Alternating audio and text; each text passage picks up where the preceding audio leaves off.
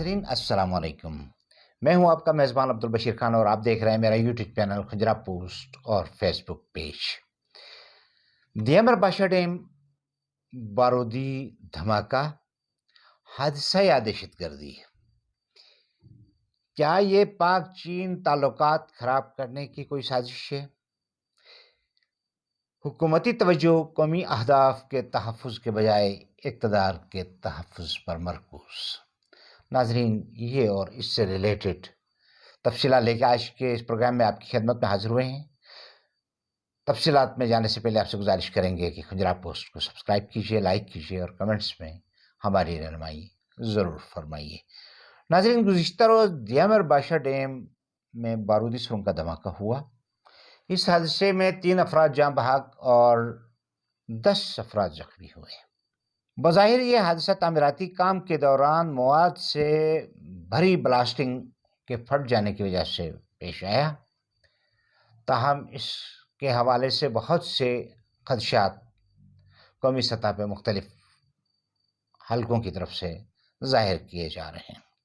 हम चूँकि यहाँ पर दियमर बाशा डैम के करीब ही मौजूद हैं और हमने बराह रास्त उसकी तफसीलात भी ले ली हैं, इसलिए हम आज तफसीलात के साथ आपको इसकी पूरी तफसील बताएंगे। नाज़रीन, बज़ाहिर ये एक इत्तफाकी हादसा है जिसमें तामीराती काम के दौरान मवाद से जो ब्लास्टिंग भर दी गई थी वो वक्त से पहले फट गई, उसके नतीजे में जानी नुकसान हुआ। ताहम ये दियमर बाशा डैम जिस खत्ते में तामीर हो रहा है गिलगित बल्तिस्तान और KPK की सरहद पर, ये वो जगह है जहाँ से शाहराह कराकरम गुज़रती है और ये वो शाहराह है जिसकी तामीर बहुत से हलकों के लिए हज़म न होने वाली बात है। यही वजह है कि इस रोड पे पहले भी एका दुका हादसात अगरचे दियमर बाशा डैम की साइड पे नहीं हुए, लेकिन बिशाम की साइड पे हादसात हुए और ज़रूरत इस बात की है कि हमें बहुत ज़्यादा मुतहरिक रहा जाए। दियमर बाशा डैम में हमें जो टेक्निकल सपोर्ट है वो बरादर पड़ोसी मुल्क चाइना की सपोर्ट है, इसलिए इस बात का हमेशा खदशा लगा रहता है कि हमारा पड़ोसी अज़ली दुश्मन भारत और उसके सरपरस्त जो हैं किसी भी मौके पे इस एरिया में कोई वारदातें करके हालात को ख़राब करने और पाकिस्तान और चाइना के ताल्लुकात को बिगाड़ की तरफ ले जाने की शऊरी कोशिशें कर सकते हैं। माजी में भी वो इस तरह की कोशिशें करते रहे हैं। चाइना से पाकिस्तान को न सिर्फ माली मामनत मिल रही है बल्कि सीपेक का जो मेन प्रोग्राम है वो भी इसी रूट से गुजरना है। इसलिए भारत की पूरी कोशिश है, भारत और अमेरिका की, कि इस रूट को हर हालत में सबोताज किया जाए। ज़रूरत इस बात की है कि यहाँ पर किसी किस्म की बैरूनी साजिश जो है वो असरअंदाज होने ना पाए।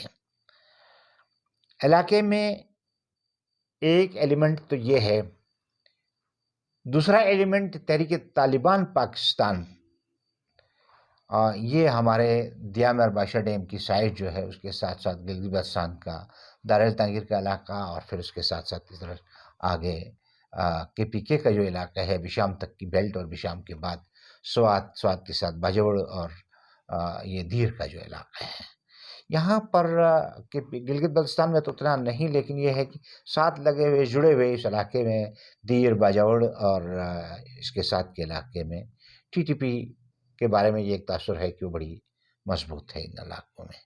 इसलिए इस बात को भी हमें पेश नज़र रखना होगा कि TTP और इंडिया के जो ताल्लुकात हैं खुदा न खास्ता वो कहीं असरअंदाज ना होने पाएँ और इस डैम को ख़ास तौर पे हमें अपनी हाई सिक्योरिटी में रखना होगा। इसकी तामीर पाकिस्तान के लिए मौत और ज़िंदगी का मसला है। हमें पंजाब से लेकर सिंध तक और KPK से लेकर बलूचिस्तान तक पानी की शॉर्टेज का सामना है। हिंदुस्तान ने हमारी तरफ आने वाले दरियाओं पे आधे दर्जन के लगभग डैम्स तामीर करके पहले ही हमारा पानी रोक रखा है। ہم سندھ طاس معاہدے کی کھلم کھلا خلاف ورزی کے باوجود کچھ نہیں کر سکے، اس لیے کہ جب انیشیلی ان ڈیمز پہ کام ہو رہا تھا تو تب تک تو ہم آرام سے سوئے رہے، ہمیں پتہ ہی نہیں چل سکا کہ اس کے سائٹس کے سلیکشن سے لے کر اس کی کنسٹرکشنز تک وہ جا کے کام بہت آگے بڑھ گیا۔ تو اس کے بعد زیادہ سے زیادہ ہم نے عالمی فورمز پہ اس کو اٹھانے کی کوشش کی، لیکن عالمی فورمز پہ تو کشمیر پہ بھی قراردادیں ہیں یونائٹڈ نیشنز کی، ان پہ کون سی امپلیمنٹیشن ہو سکی؟ تو سندھ طاس معاہدے کی خلاف ورزی پہ انڈیا کے خلاف کوئی ایکشن ہوتا۔ ضرورت اس بات کی تھی کہ ہم اس معاملے میں از خود جو ہے نا متحرک ہوتے۔ ماضی میں حزب المجاہدین نے مقبوضہ کشمیر میں ایک ڈیم اڑا دیا تھا، وہ ایک افیکٹو کارروائی تھی، لیکن اس کے باوجود ہندوستان کو روکا نہیں جا سکا۔ ہم دیوسئی کے مقام پہ پانی کو روک کے اس کو اس طرف موڑ سکتے ہیں، وہی کارروائی جو انڈیا نے ہمارے ساتھ کی ہے وہ کارروائی ہم گلگت بلتستان میں دیوسئی کے مقام پہ کرنے کی پوزیشن میں ہیں، لیکن مسئلہ یہ ہے کہ اس کے نتیجے میں مقبوضہ کشمیر کا ایک بہت بڑا علاقہ بنجر ہو جائے گا، اور اس میں جو ہمارے مسلمان بھائی وہاں پر آباد ہیں وہ متاثر ہوں گے۔ یہی وجہ ہے کہ پاکستان دانستہ طور پہ اس معاملے میں اس طرف نہیں جا رہا ہے۔ ماضی میں حکومت کی عدم توجہی کی وجہ سے یہ جو مقبوضہ کشمیر میں بڑے پیمانے پہ ڈیمز تعمیر ہوئے، اگر اس دوران ہم بر وقت اس کارروائی کو روکتے تو آج پاکستان کو پانی کی جس قلت کا سامنا ہے وہ نہ ہوتی۔ لیکن اب جب کہ ہمیں اس بات کا ادراک ہو گیا ہے کہ پانی سر سے اونچا ہو گیا ہے، تو ہم نے دیامر بادشاہ ڈیم اور اس کے ساتھ ساتھ ایک اور ڈیم کی تعمیر کا سلسلہ اس دریائے سندھ پہ شروع کر رکھا ہے۔ اللہ کرے کہ یہ پروجیکٹس پائے تکمیل تک پہنچیں جلد سے جلد۔ بہتر ہوتا کہ اس پہ بہت پہلے سے کوئی پلاننگ کی جاتی، لیکن ایسا ماضی میں نہیں ہو سکا۔